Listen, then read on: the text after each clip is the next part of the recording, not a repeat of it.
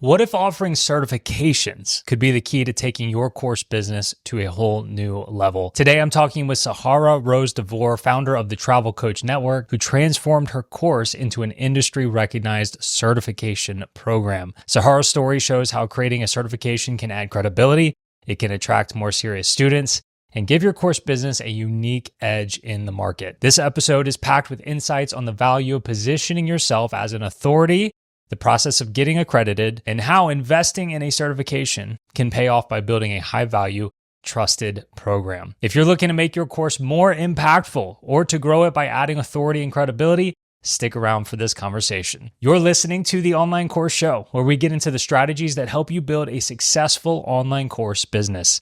I'm Jacques Hopkins, and after turning my passion for piano into a multi-million-dollar online course business myself, I'm here to help you scale your course business. Let's dive into this episode. Hey, Sahara, welcome to the Online Course Show. Thanks so much for having me. Look, what the heck is a travel coach? Explain it to us. It's a great question. So since travel coaching has grown in popularity over the past several years, especially during and post-pandemic, I think there's a couple different definitions out there. But under the Travel Coach Network, a travel coach, they don't focus on the booking phase of a trip.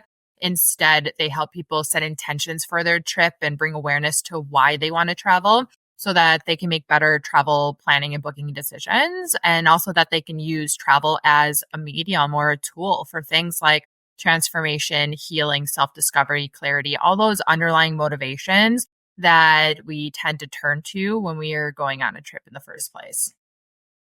Is it weird that I didn't really know what a travel coach was? Like, is it kind of mainstream and I'm just like living under a rock, or do you have to explain that to people a lot? No, I explain it quite a bit to people. Like I said, the travel industry, when people think about a travel career or travel business, your mind automatically goes to a travel agent. That has been the prime role with planning and booking trips.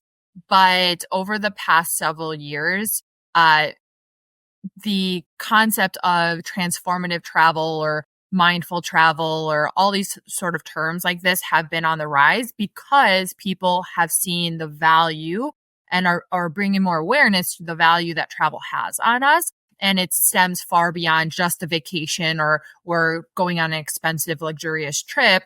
Travel has been something we put in our pocket that we turn to. And now travel coaches are becoming a thing to help people in a way that is specific to them because travel coaches focus in so many different areas or niches. You mentioned in your answer to my first question, you mentioned the Travel Coach Network. Is that your company? Yeah, so I'm the founder and CEO of the Travel Coach Network. Okay. And gosh, there's so many directions I want to go. Let me jump back and ask you, like, who is a fit to, I guess, be a travel coach, and then on the other side to use a travel coach? Yeah, great questions. So those who are travel coaches, for what I always say is just because coach is in the word travel coach, you don't have to work one-on-one with people. So travel coaches really structure their business in so many different ways, depending on what they're interested in. We also have a lot of travel agents who combine their skills and knowledge and expertise in booking trips with also the coaching aspect. But those who are travel coaches, really it stems with someone who has been transformed, impacted by travel in some way and want to empower, inspire, and help and guide others on their own journey to some degree, and how they structure that business and how much they help them, whether it's with the planning, whether it's with, if they're a travel agent, with the booking, whether that's a long-term support, short-term support, whatever that might be, varies per travel coach because their ideal clients are so different across the board. So at this point, you are a coach of travel coaches, right? You're not necessarily a travel coach yourself, and maybe anymore would be a good way to put that. I am. So I started, before I founded the Travel Coach Network, I started my own wellness travel coaching business. And so to share a little bit more about myself, I spent 10 years traveling around the globe to 84 countries solo. And during that time, despite having a degree in hospitality and tourism management, I struggled for almost a whole decade to figure out like what career could I do in this industry that aligned with my beliefs and my passion, my understanding about travel. And nothing seemed to fit that role. Travel agents, flight attendants, working hotels, travel bloggers, influencers didn't align with what I felt like, how much I understood the value that travel has on people, how I want to empower and help people. And so I figured out and started my own business because I said, if I didn't find what I was looking for, I'm going to have to figure out what this looks like for myself. And I realized that I was more passionate about wellness beyond spas, gyms, yoga retreats, and wellness centers. And who I wanted to help were companies. So I worked B2B as a wellness travel coach because when I was backpacking, I saw the rise of people quitting the 9 to 5 to travel. And I saw many, many business travelers who were burnt out from traveling so much. So that was my target audience. So I'm still a wellness travel coach, and it's been about 6 years for both my businesses here. But 90% of what I do is the Travel Coach Network because we do so much within that community. I'm fascinated by this because, like I mentioned, it's a new niche for me. So I certainly want to talk about the Travel Coach Network. But as far as you as a travel coach, like, give me an example of, you said you are B2B. Like, give me an example of the type of business that reached out to you and what they needed help with specifically. Yeah. So when for my own wellness travel coaching business that you're referring to? Yes, exactly. Yeah. So I worked primarily in the business travel industry. It's where I built more of my relationships, but it's where I saw a really big opportunity that they needed help, especially post pandemic. There was a big burnout epidemic happening among business travelers before the pandemic happened. And then, of course, the pandemic took place and grounded everyone.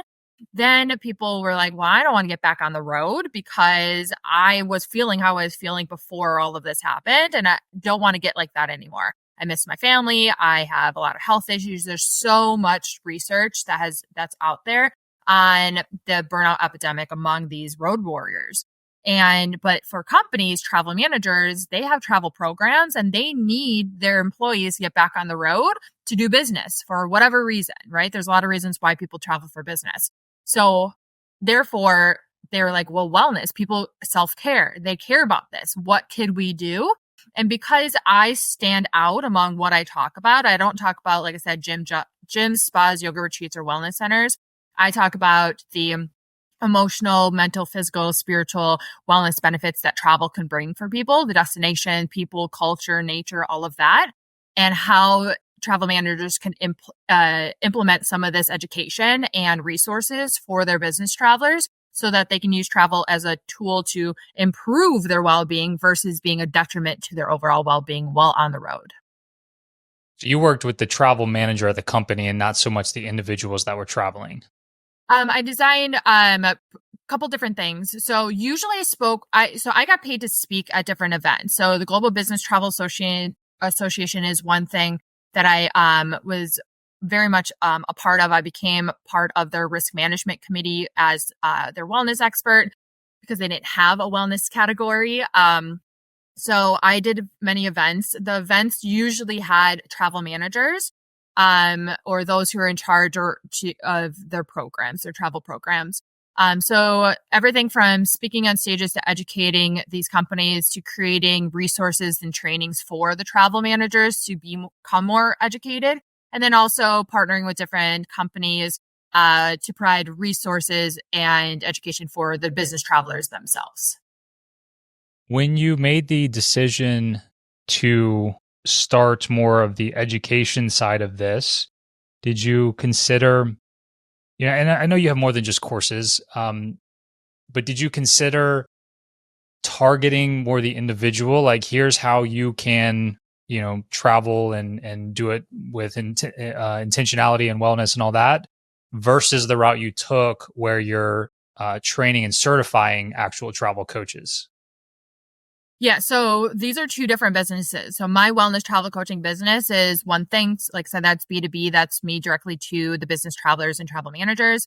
And then the Travel Coach Network, our certification program, is helping other travel coaches start and build and grow their own travel coaching business to figure out what they want to do, who they want to serve. But the umbrella of all of that is helping travelers as a whole set intentions for their trip, bring awareness to their why, and use travel as a tool for transformation, healing, and whatever personal, professional goals they have. So tell me how you structured the newer business. A lot of the people in my audience, me included, we were like, oh, I have this thing I can teach other people. I'm going to build an audience, make an online course, right? I know specifically, it sounds very fancy, right? Travel Coach Network, and you actually have a certification. Like, why did you go the route that you did?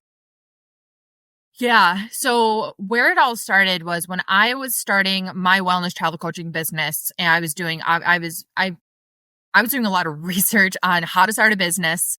What does that entail? What does that look like? What about my niche? And I was documenting all of this. And soon after, that was in 2018. And then very early 2019, I had others reaching out asking, like, what's a travel coach? What are you talking about? Where did you learn about this? How did you hear about it? Maybe I want to do it. Maybe I've already been doing it and didn't know there was a name for it. And because there wasn't a place that I had learned about it, heard about it, anything, I just realized I came across the online coaching industry. So business, life coaches, health coaches. That was the very first time that I was like, wow, there's a whole coaching industry. I didn't know that coaching was a thing. I never needed or asked or heard about anyone using a coach. And something inside me clicked. And I said, I want to be a travel coach. That's what I want to do. And I figured out what my business looked like as a wellness travel coach. And then when people were asking me about it, because there wasn't a place, something again clicked inside of me. And I said, I'm going to create that platform. I'm going to be the place that teaches, trains, educates, and certifies people as travel coaches. So throughout my business journey of building my own business, I took whatever I felt like the most valuable pieces of information of that journey were and created an online course with that. So before we became a certification program that's accredited through International Coach Federation, it started as just a course. And as I grew and learned more as a travel coach and a business owner myself, I evolved my program, my course. And eventually it got to a place where I felt like this is the time to become accredited and turn into a certification process and grow this big community that I was growing. So you started as more the traditional basic course creator. Tell me about those early days once you were like, I'm going to put a course together. Tell me about that process of putting the course together and launching the first time.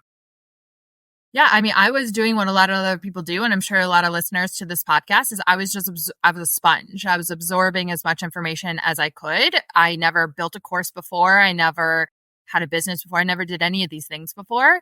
And so I started on the course hosting platform Teachable just because I had a very minimal budget and they had, a deal going on. And so I used that for a little bit. And I was just figuring out what I mean, I made many mistakes along the way. I'm someone who's like, I have a hard time editing things down. And so I just put anything and everything that I believed was valuable into it. And then over time realized that, less is more. And, what key pieces should stay in here, what can be moved to another, course, and really have created more of a strategy to what I was creating. But that took time. I mean, I'm in my business 6 years now, and I'm still revamping and evolving my program into the best product that it could be. How did the initial launch go though? I mean, you said you made mistakes, you learned. We're still learning, right? All of us are still learning, improving, getting better. But like, how did it go? Did you make some sales initially, or was it like a ghost town? I remember like it was yesterday. I was sitting in Colombia in this mansion turned hostel that's on the side of a mountain, and it has an overlooking a view. And I was sitting at the side, and in my mind, I was going to hit launch, go live, and there was going to be sales, right? Because the business coaches I was watching, and the course people I was watching their free webinars, all the free content I was absorbing and watching everyone else's world about launching and course creation and webinars and lead magnets and all of this, I had a perception that it was going to be one way, right? Crickets. It was crickets. Like, I had to go back to the drawing board and be like, what did I do wrong? How do I change this? You know, yeah, I tried anything and everything I could until I found over the years what actually worked for me, and what stuck. But I remember having the very first sale, and I was then in Argentina, and I thought it was the coolest thing ever. I have someone in my course, and this is when my course was like a fraction of the price that it is now. And to this day, that member is still an active member in my program, and still, I call a friend now. So it was quite the journey. But like you said, you learn. It's trial and error, and you're not always going to get the results that you are looking for. Yeah, it was quite the journey. But you try different things and see what works for you. See what sticks, and let that process evolve, and you'll find what the system what system works best for you. My initial launch story of my piano course back in 2013 was very similar, where I was listening to all these gurus, podcasts, different things, and it's like you only heard the successful stories, right? You didn't hear so much the failures, and so it's like there was only one option, was for it to be this raging success. So it sounds like you were in that same position there in Colombia with the beautiful view, and you experienced what I experienced, which was crickets as well. And then you said, fast forward, you were in Argentina when you made your actual first sale. You still remember it. What's the time frame between when you first launched in Colombia and getting that first sale in Argentina? Oh, geez. Yeah, I think it was about a month and a half to 2 months later that I made that sale. And so what I realized I needed to do more was go back to my messaging and build a warm audience, instead of thinking that just because I created a webinar and, a free training and had a lead magnet and I had all of the system, all of the check the boxes in place, that as soon as I went live and said, hey, I have this course now that people are going to run in, and that's not how we sell anything, right? And so that was a big learning lesson for me. So it took time to, over those next 2 months, with seeing who was engaging in my content, answering questions for them, and really understanding their needs versus thinking that I have all of my own information, my ideas into this course, and someone's going to want it. You really need to create products that your ideal clients want and need, and, let them understand that you have that solution for them. And I was missing that during that time. Do you think it was more of getting the right message in front of them, or did you not have many people that you were in front of, right? When you launched, who were you putting that launch in front of? Yeah, that's a great point. Both. I was not articulate enough with my messaging. I wasn't clear enough. I was very early on in this whole process. I was, travel coaching wasn't a thing. I was still figuring out, how do I define this? What does this look like? What does this mean? Because I was still building my own wellness travel coaching business and figuring it out for myself. And also I was new. My Instagram, social media were just places for me to dump all my travel photos on so they could get them off my phone. So I had more space to take more pictures. I didn't have any sort of strategy when it came to growing an audience back then. So it took time to get to know, to grow that audience, to put out valuable content that, get engagement, build relationships, evolve my ideas and concepts, educate my audience, inspire them. And, and that was the beginning to all of that. When you first launched, had you built up an email list of any size?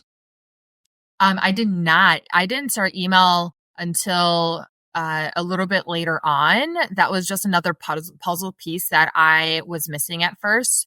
Now email marketing for me is huge, and But I was playing around with just different sort of lead magnets. Like I said, back then I thought webinars, because I was I was trying to mirror what I saw when I was being a sponge and absorbing information from all these other sort of coaches.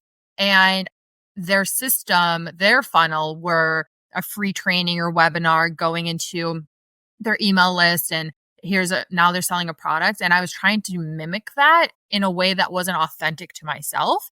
And so I was trying all these different lead magnets. So I came up with this, I think it was like a webinar at the time, but the messaging was just off. And so finally over a couple of years, I found a lead magnet that worked for me. And I was able to start building an email list. And to this day, I still use the same lead magnet. I have used other ones, but I have one main one.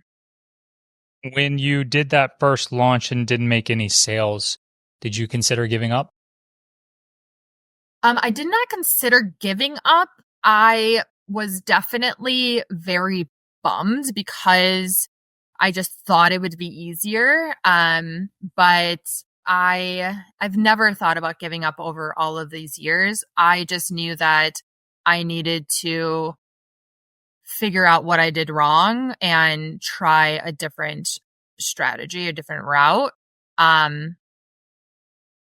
Yeah, I mean, it's been a hard, long road, but I think if you want something bad enough, you won't give up on it. I want to ask you about the lead magnet that you brought up, because that is one area that people do struggle with, trying to figure out what that optimum lead magnet is for their audience. Because as you mentioned, email marketing is so important, but we have to get them on the email list to begin with, and that's one of the concepts behind having a good lead magnet. So it sounds like you tried several things. What is it about the one that ended up working that made it work? Yeah. So I talk to my members in my certification program about this all the time. How to create a lead magnet, why do you need it, and what do you even offer? There are a wide range of things you can do for a lead magnet, but what you want to do, and this is what I did, is take a look at what is your end goal? What are you trying to do? My end goal was to get people into my travel coach certification program. And so if I'm trying to say, hey, this is for you, well, first they're going to want to absorb as much information about it or get started on their own without having to pay for anything, right? I mean, I looked at what was I doing as a business when I was learning about business, and I was going out to all these people's email list through their lead magnets. I was watching webinars, downloading PDFs.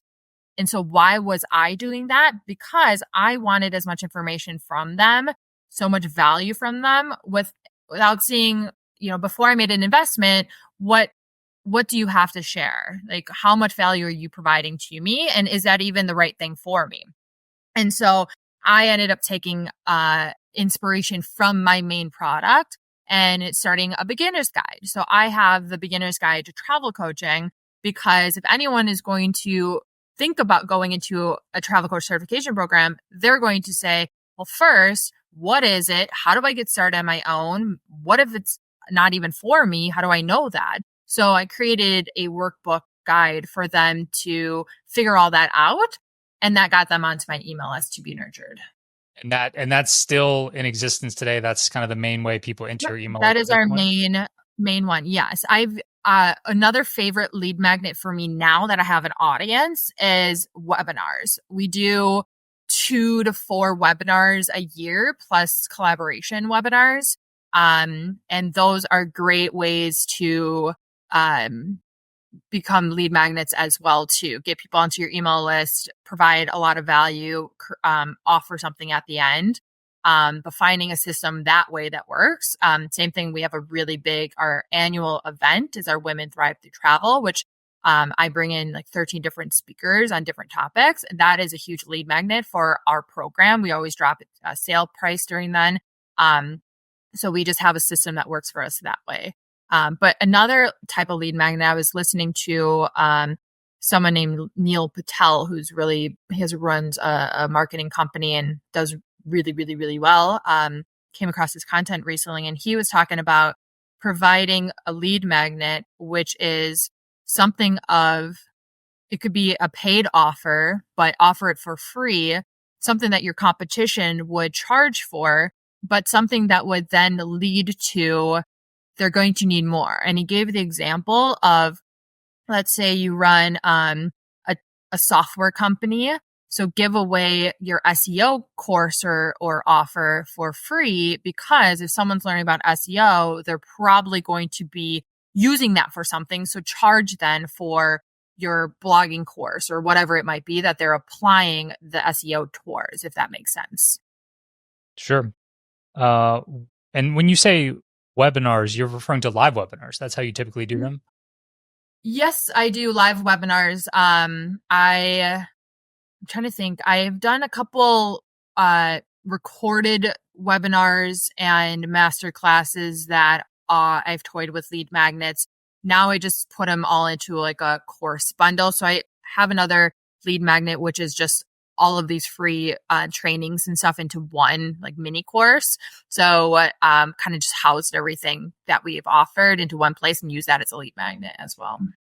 And how have you measured the success of the lead magnet? Like when you say I finally found one that works, are you measuring that based on some sort of conversion rate on the opt-in, quantity of opt-ins, or like ultimate sales? Couple different things. We measure it. We've been pushing our lead magnet, the beginner's guide, through Facebook ads for about 4 years now, and it converts really, really well. When I get people who either come into our private global community on Facebook, the Travel Coach Network Global Community, which is a free open group, or they come into our certification program or any of our digital products, whether free or paid, there's a place that says, how did you hear about us? So oftentimes I see through your Facebook ad.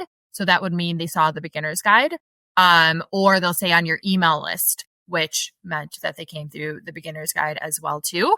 And then yes, just the downloads too, because that one in particular is the one that I spread everywhere, anywhere and everywhere that I can, versus all the other ones. Usually you have to go to like my website in order to see the other lead magnets, like the free mini course or something. Hey everyone, it's Jacques. Quick break from my conversation with Sahara for a special ask, if I'm being honest. This week was my birthday. On January 7th, I turned 39 years old. And so I have kind of a birthday ask from you. If you've been enjoying the online course show, some of you have listened for years, some of you are newer to the show. If you've gotten any value out of this podcast at all, it would mean the absolute world to me if you could take a moment and leave a review in whatever podcast app that you're using to listen to the online course show. As you can imagine, those reviews really, really help. It helps us to expand our reach and get in front of more people that are course creators or aspiring course creators. Just spread this message even more. So once again, if you've gotten any value at all, take a moment and rate the podcast in whatever app you're using, Apple, Spotify. Give it a like on YouTube if that's where you are. I would appreciate it. Bonus points for leave me any kind words, comments about the podcast, but at very least, giving it a rating would be very much appreciated. So that is my quick birthday ask. Let's get back to the conversation with Sahara. When somebody opts in for a lead magnet, what happens from there in order to get them to ultimately buy? Nurturing and education. So they came onto my email list with this lead magnet because they're curious about travel coaching. What is travel coaching? I might want to do that. I have not ever heard of it. I didn't know it was a thing. So things I hear all the time. Or your messaging on your website or in your ad or on your Instagram, wherever, resonated with me. I too didn't want to be a travel agent, or I too, wanted to help people in a meaningful way. And so the messaging really helped. And then nurturing them through the email. So continuing to provide examples of what travel coaches are doing. So just proof of concept, how to get started on their own, things for them to think about if it aligns with them. So just providing emails that are going to ultimately have them check the box and say, yes, I want to now become a certified travel coach. And that means going to the program. Are you giving them an offer in the email sequence that they can't get anywhere else? Yes, they get direct access to me with any questions. So that is something that they can get. And yes, we send out all the time different resources. So if there's a new like checklist or PDF or any sort of resources that I create, goes out to my email list. They also sometimes get um, exclusive discounts for our certification program, or they will be first to know about things too. Yeah, but in terms of, let's call it an evergreen sequence, somebody opts in. Mhm. Do you have an evergreen sequence, or is it more like you're putting Yeah. offers together to your entire email list at a time? So two things. One, we have about 8 to 10 emails in the evergreen that stays in there. Every now and then I'll go and make some adjustments. And then the remainder are broadcasts. So they get sent out emails based off of what's going on or what we want them to know, or inspiration post or something. And are you using deadlines, whether it's mass deadlines to your email list or evergreen deadlines to try to get them to take action because something's going away? Always, especially for our sales. Yeah. So are you doing that in the evergreen sequence with something like deadline funnel?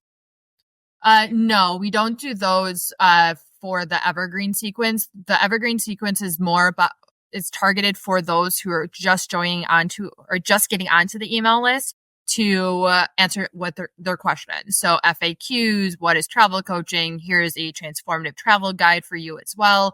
Check us out in CNN Travel. These are some other niches travel coaches are. So getting them to the place to know, like, hey, I joined this email list. I've gotten these emails. Should I stay here or should I not? Is this for me or is this not? So ultimately, like, where do the majority of your sales happen? Email list and social media, Facebook, Instagram. So let's talk about traffic. You mentioned Facebook ads. You've been running those for about 4 years. Is that your main traffic source? No. Medium publicity is a big one, and social media. So our main platforms are Facebook and Instagram, even though we are present on other ones. Every now and then LinkedIn, people will come through LinkedIn, or podcasts and articles. We've been in over 200 plus media outlets. And so talking about travel coaching, getting the concepts out there, our travel coaches have been in many, many media outlets as well, which we help provide those opportunities for them. And those are the main ways that I hear people learn about us. So I hear quite a bit of people succeeding with Instagram. That's not new to me, but I don't hear a lot of people these days talk about getting traffic from Facebook unless we're talking about Facebook ads. So I believe when we were talking more organic, you said Instagram and Facebook. Like, what are you doing on Facebook on the organic side that is growing your audience? Yeah, we have a Facebook community. So I think it's a lot of word of mouth, or I drive people to that. If they go on my email list and say, hey, check out our global community, I go live in our Facebook community. I do open group coaching sessions. I do trainings exclusive in that Facebook community. So it drives them to our audience. When we are on social media in different social media, when we're in different publications or podcasts or media outlets, or I do partnerships, collaborations, we get tagged. So that drives people to our business Facebook page, or my business Facebook page. We have a TCN one and we have my own. So that brings awareness to it as well. Yeah, Facebook has our audience. And so that is why we dedicate so much time to it, because the results that we see and we hear come from Facebook. All right. So let's talk about the certification part of this, because you launched as just an online course. I'm going to teach you this thing. We have this dream outcome you want. I can help you get there. But you added this whole certification piece. Tell me more about that. Yeah, I didn't want to have just a course. I wanted to become the platform that certifies travel coaches. And I think anyone could really just do that. But I wanted to back that up with the credibility of becoming accredited. So I took some time to do research on the different types of processes to become accredited, and realized that the International Coach Federation is like the gold standard of the gold standards. It is costlier. It is a longer, more difficult process to get accredited. I have to reaccredit it every year. I actually just got the email that I need to do it again for this year coming up. But that is something that I invest in time and money wise because I want that quality and status for my members in my program. That's something that you wanted. In reality, how has that played out? Has it turned out to be as important for the business as you thought it would be? Absolutely. Absolutely. We have people who join our certification program for the accreditation process. And especially because it is through ICF, that is a well-known organization, and that also helps attract. So absolutely is our accreditation process definitely worth it. I'm sure some people listening to this may be like, I've never thought about having a certification or accreditation for what I teach. I'd imagine that it's not a fit for everybody, right? I'm thinking like my piano student, like I don't need to offer some sort of certification for my piano students. Maybe if I was teaching like how to become a piano teacher or something like that, right? In your opinion, who would be a good fit to consider adding this to what they're offering? Yeah, it depends on what your course is and who it's for. So the fact that we are training, educating, and certifying coaches who are then helping and working with clients, the coaches can have that accreditation of certified travel coach, which their clients should be looking for, could be looking for that credibility marker, those qualifications. So that helps them with their business. So if again, taking a look at who do you serve, if that doesn't fall under those categories and you're just working B2C, our program is a B2B, then it might not be a good fit for you. When I asked you about traffic, one of the sources you mentioned was like media, I guess PR. What is your process there? Like, do you outsource that to a PR firm? Like, how are you getting media exposure? Yeah, that was a muscle that I had to learn how to use very, very early on. So that was one of the things I invested in. I never worked with a PR agency, a PR firm. They're very, very costly and there's no guarantee. I invested in a program that teaches you how to pitch to the media years ago. And I joined that, put in a lot of time and energy and effort to learn how to do that. And then it became like second nature. So it becomes easier over time. The more exposure you get, the more opportunities that come to your doorstep versus you having to go out there. And so, yeah, and it became a fun way for me to spread the word about travel coaching. And I knew though, media is not for everyone. Just because you're of a business or a course, like media publicity may not be the route for you. But I knew that travel coaching or travel coaches, that was such a new concept that I needed help beyond my own social media posts to reach those who I wanted to reach and to make the impact I wanted to make. And that's why I decided to invest in media and publicity, and it became something I just absolutely love to do. Do you put this in that category, like appearing on podcasts like this? Podcasts, publications, articles, whether you write articles, whether you get mentioned in articles, TV, I've been in TV shows, radio shows, any sort of PR at all, that you can, get your name out there, get your message out there, get your concept out there, whatever it might be, depends on what the topic is, falls under the category of media and publicity. I know you took an entire course and you've worked at this for several years now. But like, what are some of your top one or two tips if somebody's listening to this and like, oh, I want to get into that? Like, where do people go wrong with it? And what are some of your tips to do it right? Yeah. Oh gosh, I've done whole trainings on this for my members because I love it so much. Then there's so much to talk about. But some of the things is to realize or identify first, like, why do you want media and publicity? Like, what are you trying to do with it? Because just because you're in an article doesn't mean it's going to have the impact that you hope it's going to. So if you are on a platform, make sure that their audience is your ideal audience, your ideal clients. Otherwise, you're wasting your time. Thinking outside the box as well. As I tell this to my members because obviously they're in the travel industry, and don't only go to outlets that are travel related, because one, those may not be your ideal clients. And two, there's so much more that you can offer and talk about. So, for example, I say to the travel coaches who focus on helping women use travel to cope with loss or grief, like go to grief podcasts, go to motherhood podcasts, go to partnership podcasts, or go to the public, like Family Magazine or any of these other outlets. So think outside the box of outside of your own specific niche. And that might work a lot more for you, a lot better, because you know that your ideal clients already relate to that topic. Or the other thing is to know where your ideal clients show up. What do they listen to? What do they read? Where do they pay attention to? And go there.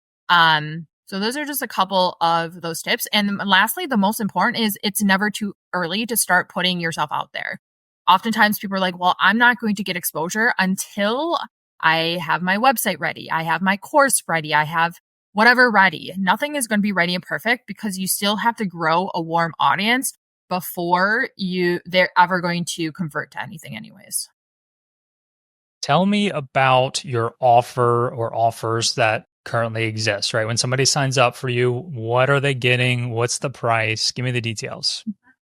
Yeah, our flagship program is our travel coach certification program. The price on that keeps going up, but right now it's at just under $1,400. That we tend to drop sales on sometimes, gets people's foot in the door there because we have members in 40 plus countries. So the conversion rate for the dollar is, high in some places. That is just our main one. That's what I focus on all the time. That is what we strive to do, is certify more travel coaches and continue to grow our database and our community. Give me, if you don't mind, could you share some more details about what's included in that offer? I mean, there's training, there's pre-recorded training, online course. There's the potential for getting actually certified, but like specifically, what is somebody getting? Like time with you, community, things like that? Yeah. I probably give too much in my program just because like I said, the Travel Coach Network is a community, and my members, my goal is to help them any way that I can. So if they do choose the pay in full option, they do get a private coaching session with me. It's an incentive for them to pay in full. Yes, like you said, there's a course. There's 9 modules. It's pre-recorded, written and video, because everyone learns differently. We have continuing education sessions, which is monthly. We take topics from the program or questions that people have asked me and expand upon that, or industry trends, something happening in the industry, and I talk about that in a training. We do group meetups so other coaches can connect with one another, ask questions, just get that group support. I bring in coaches to host practice coaching sessions because there's different techniques on coaching. It's going to work different for everyone. They can build their confidence as a coach and see some examples of that. We have a private Facebook group just for the course itself. So that's a place where they can ask questions. They can get feedback. We do something really fun, which is every year I hold a pitch competition for the graduates of the program or those who are very close to finishing the program. And we allow them the space to learn how to pitch their concept for their business. They do, and the finalists come on. I bring in some of my industry connections, and they get judged by panelists as well. And it's a great way for them to learn how to articulate every aspect of their business and get more clarity. So that's something that's included. They get a lot of feedback in our final assessment through the certification process itself, so that we know that they are actually walking away with something tangible from the program. And not lastly, but they also get the opportunity to join we're building a large database of travel coaches. So you can go onto hireatravelcoach.com and you'll see quite a few travel coaches on there with their own profile, and people have already gotten clients through that, even though it's still in its beta mode. So that's an opportunity for them as well. So we're always providing as many opportunities and value that we can for our members. Very cool. Normally I would have asked you this before we record, in case you weren't comfortable, but I'll ask you and we can cut it out if you're not. But like, do you mind sharing some ballpark numbers of like revenue, course sales, and things like that? Yeah, of course. You scared me there. I was like, what are you about to ask me? What did I do wrong? um, yeah, so we have right now 556. We just had another person join this morning, members in our program. We our course sales. So how do I say this? So right now I use Kajabi. So like I said, I started with Teachable. So not including Teachable sales because I don't remember track what those were. I moved over to Kajabi when the program was going through its accreditation, and that was in 2020. Yes, 2020. So that's been 4.5 years on Kajabi, and our sales on just Kajabi itself are about 400 and I just looked at it the other day, like 418,000 just on Kajabi itself. So since moving to Kajabi, averaging 6 figures a year. Yeah. Amazing. And that's not all from the flagship program because again, I have other digital products that I sell, but that is our bread and butter. I've held some larger group exclusive opportunities, so that has some sales in there, but everything is tied to travel coaching and tied to the Travel Coach Network. Glad you mentioned Kajabi. I wanted to ask you about tools that you use. One of the nice things about Kajabi is that it does so much. One of the limitations is that when you try to do so much, you're not necessarily doing all of them super well. Are you using all of the things that Kajabi has to offer? I am not. I've tried several of them.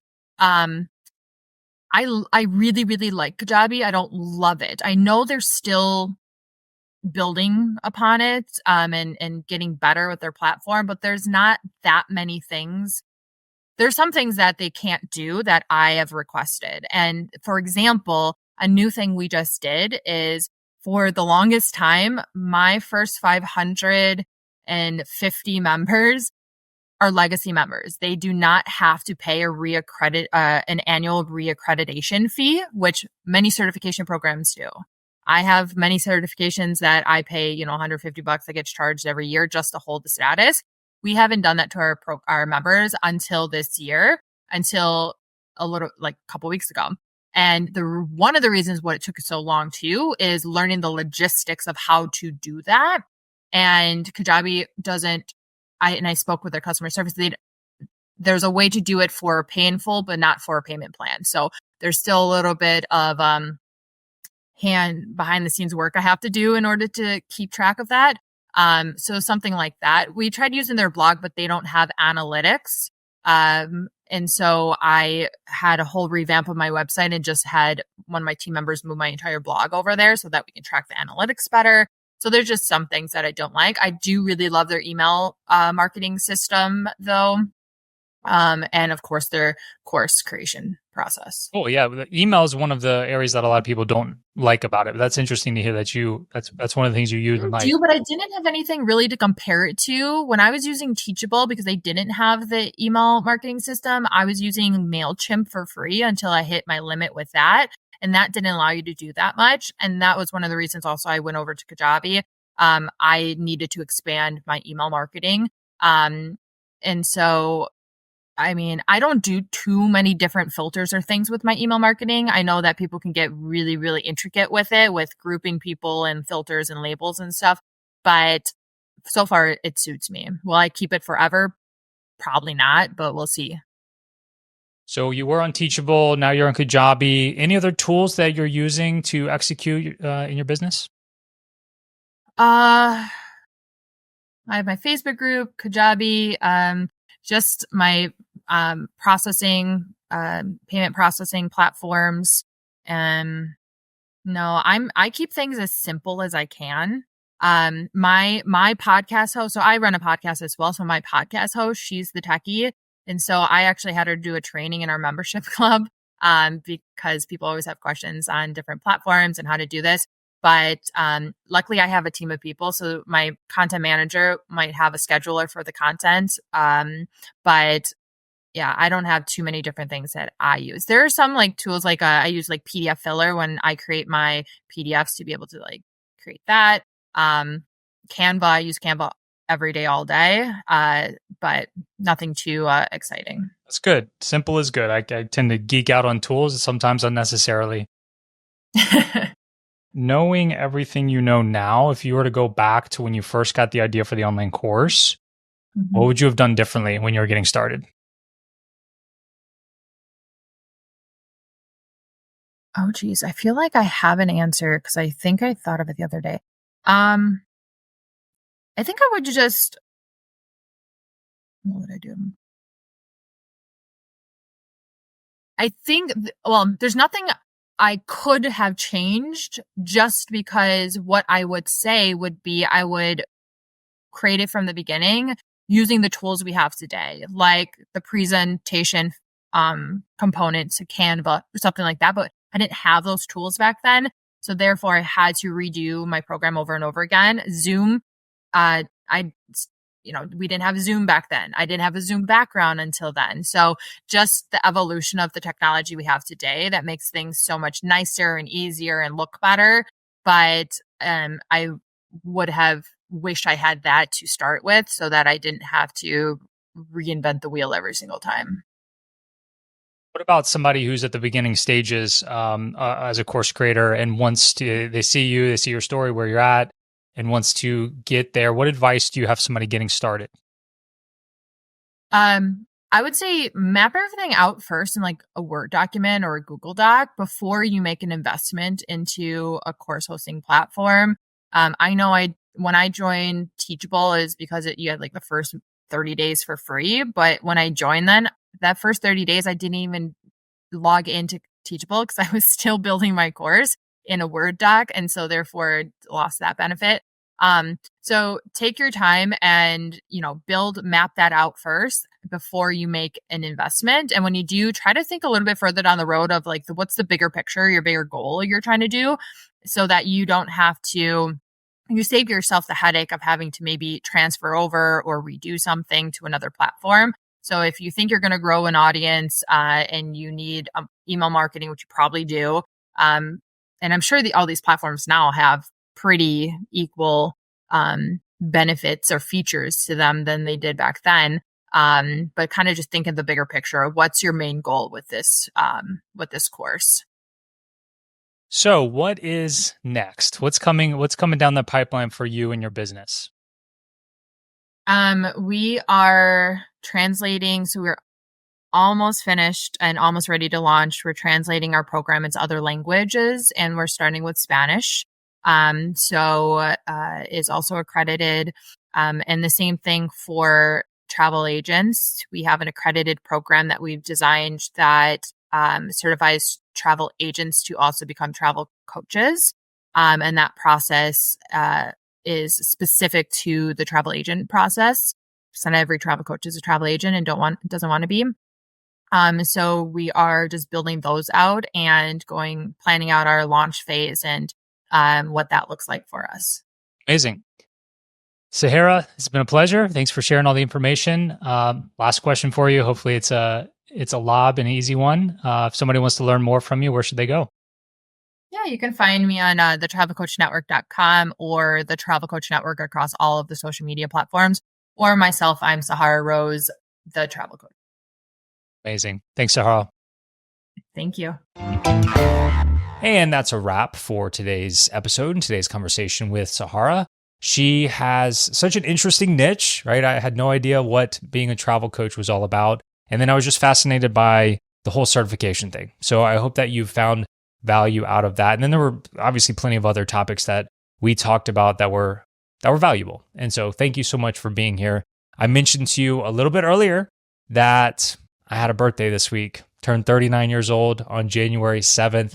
And so I'll give you that ask one more time, or ask you that ask one more time, if you don't mind.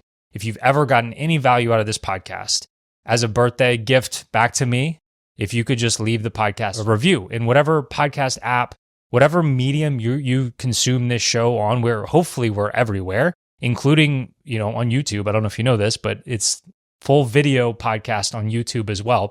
Wherever you are, if you could just take a moment and give the show a rating, I would very much appreciate it. That is a very selfish ask, but I figured if I'm ever going to do that, it's on my birthday. So that's what I'm doing here. And of course, if you want to revisit any of the links or resources mentioned in today's episode, you can head to oc.show/246.